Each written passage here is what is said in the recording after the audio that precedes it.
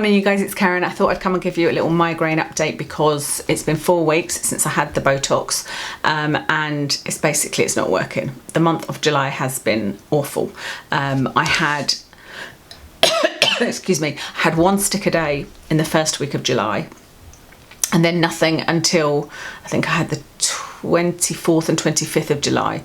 That in itself was a miracle because that's 2 days in a row and I haven't had that for quite some time.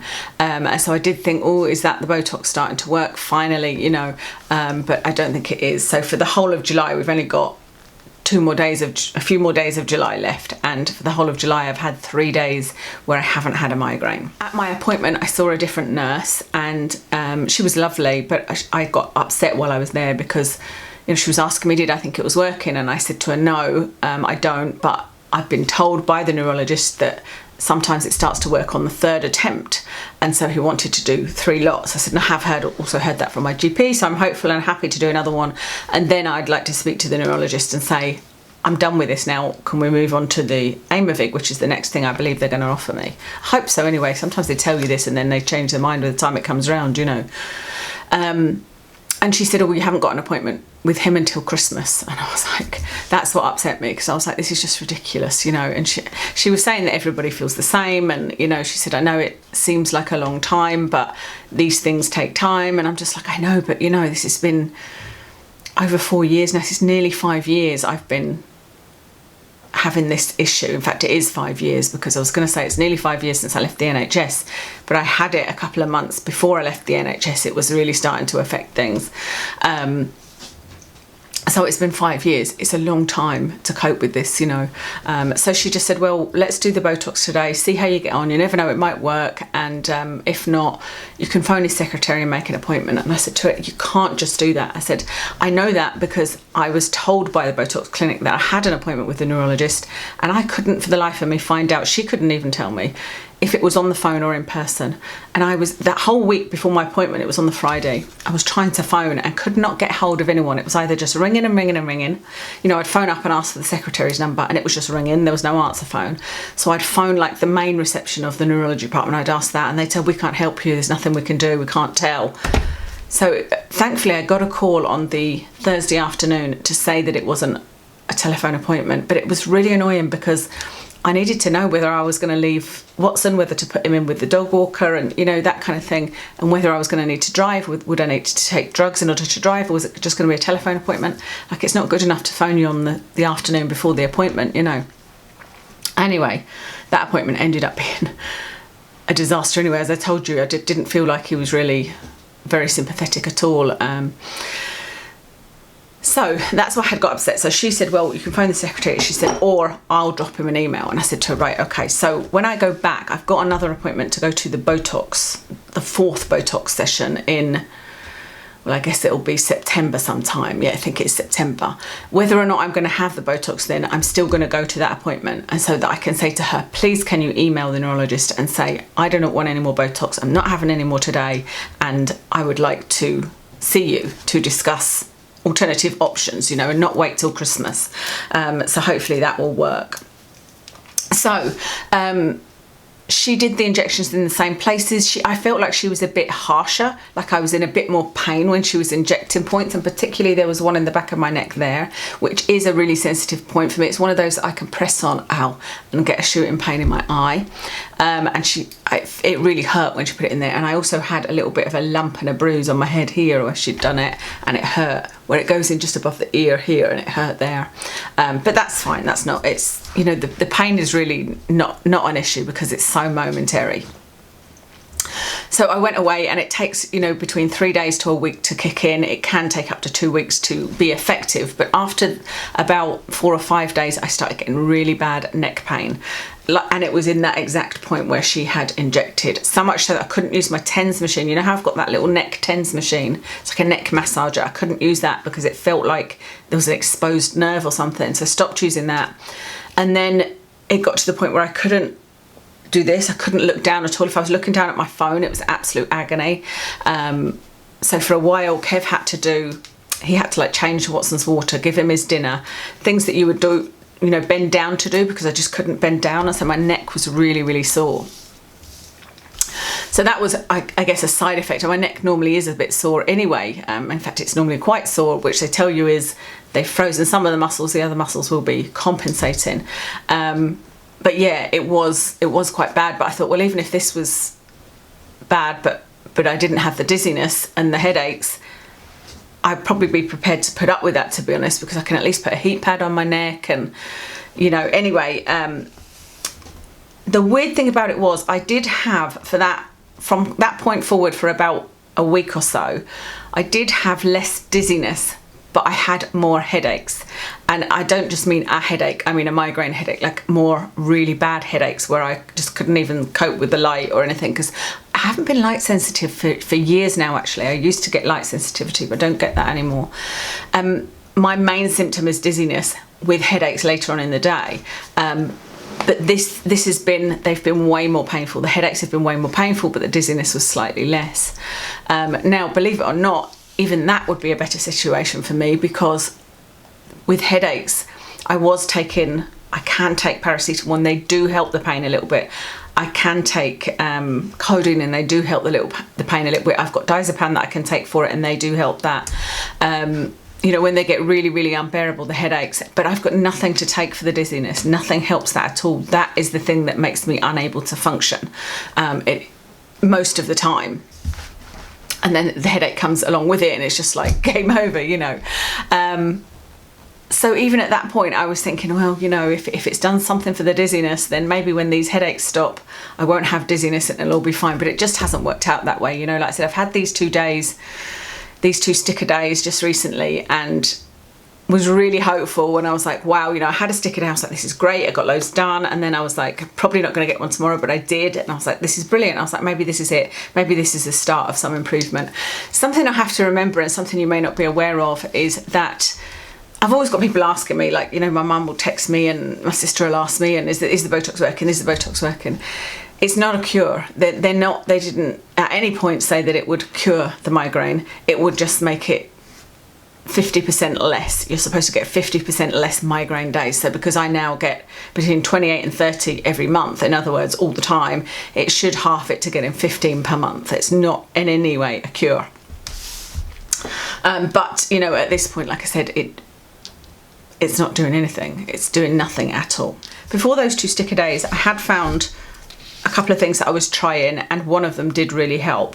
I've added vitamin E into my regimen just to see if it helps. It's something that has been found to help menstrual migraines, which is not what I get, but you know, anything is worth a try. I've also stopped drinking as much tea. Now, I'm saying that, and I don't drink caffeinated tea.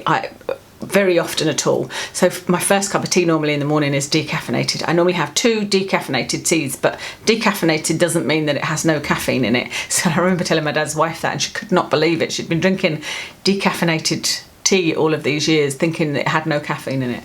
So no, it still has caffeine in it. So anyway, I was having 2 of those. The rest of the day I would drink red bush tea, so that has no caffeine in it. But I decided that actually I would just start drinking water in the morning. So I've been having 2 glasses of filtered water every morning instead of my tea, and maybe having 1 red bush tea later in the day, so no caffeine. What was the other thing I did? I took the vitamin E, the water. The final thing is I have this Mynd device, and this is kind of like the TENS, not the TENS, this is by TENS actually, kind of like the Cephally device that I've talked about before. Now the Cephally device, I don't mind the feeling of it at all. I know some people don't like it, but I thought it was quite nice, but it didn't do anything for me. It actually made things worse for me. It made my dizziness worse, and it made my headache worse.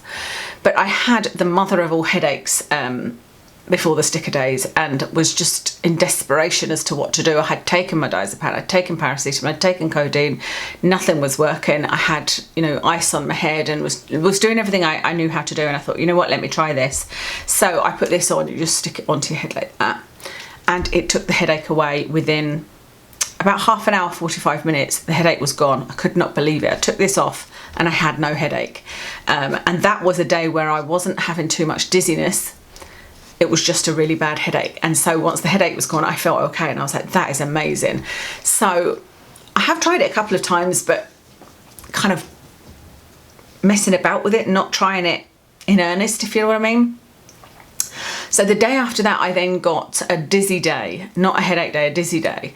And I was like, you know what, I'm sure these don't work for dizziness, but this is a migraine, let me try it. And it did help. It didn't completely make me feel better, but it definitely helped.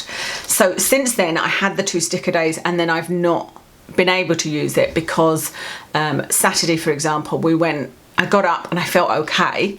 And so this is always the case at the weekend. I get up and I feel okay, and Kev's like, are you coming on the family walk, or am I doing the walk? What's happening? You know, and I always want to try it, and I'm like, oh, I really want to go, you know. It's like, right, we'll go, and then if you feel ill, we'll cut the walk short, blah, blah, blah.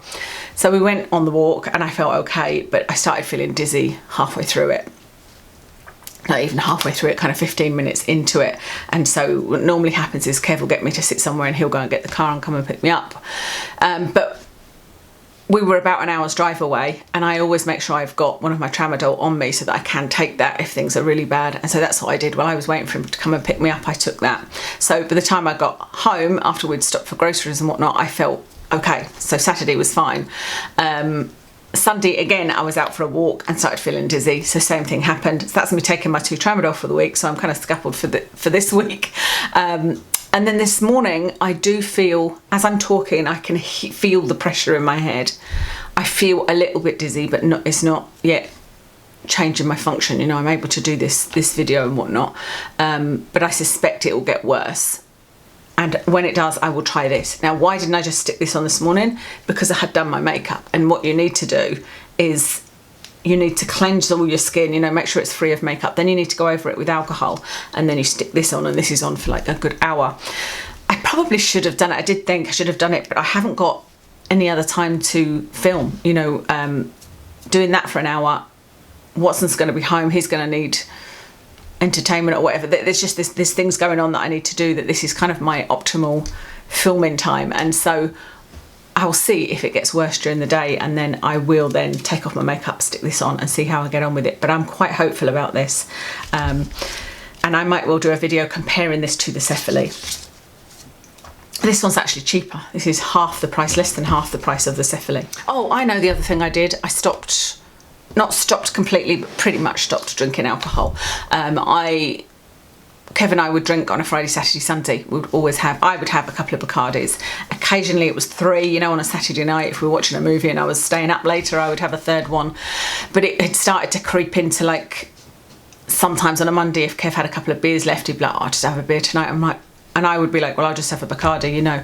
And obviously that's going to dehydrate you. And yes, I have tried a period of having no alcohol before, and there's many times in my life I've gone without drinking alcohol. It's something that becomes a habit, but it's not really that important to me, if you know what I mean. And so I know that that's not something that will help on its own, but I thought, you know what, this is creeping up. And like I said, occasionally we were having one on a Monday or maybe on a Thursday. It was like, let's start the weekend early. And so I was like, you know what, it's not something that's that important to me, so let me kind of cut that out. So at the minute I'm just like having one on a Saturday night if I feel like it. But I'm now not even enjoying that one I'm having, because I'm just preferring to drink my Pepsi Max. That's what I drink, the caffeine-free Pepsi Max. I know that's also something I should cut out, but, you know, I'm not going to drink water on a Saturday night. That would be the goal, really, wouldn't it, to want to drink water on a Saturday night, but I just don't. So that's what I'm trying. So this week I'm trying to be optimistic. It's very hard to be optimistic when most of the time you have a headache. And like I said, I can feel that pressure in my head. I can feel there's going to be a headache. I can feel there's going to be dizziness. But at least today I have this that I can try and see if that helps. And so that tends to help me psychologically as well, because I'm sort of in a better frame of mind about it all, you know, so not as stressed about it. But yeah, that's where I'm at. I don't think the Botox is working. So I can't see that changing unless I suddenly get, you know, 2 or 3 weeks with no, or a week or 2 with no pain, and then I'd be like, was that the Botox? But for the moment, I don't see any point in me having it again. So I hope that was informative, because I know there's a lot of you that are also going through migraines and also trying to find, you know, something to make life more manageable. So hopefully with some of my ideas will help you.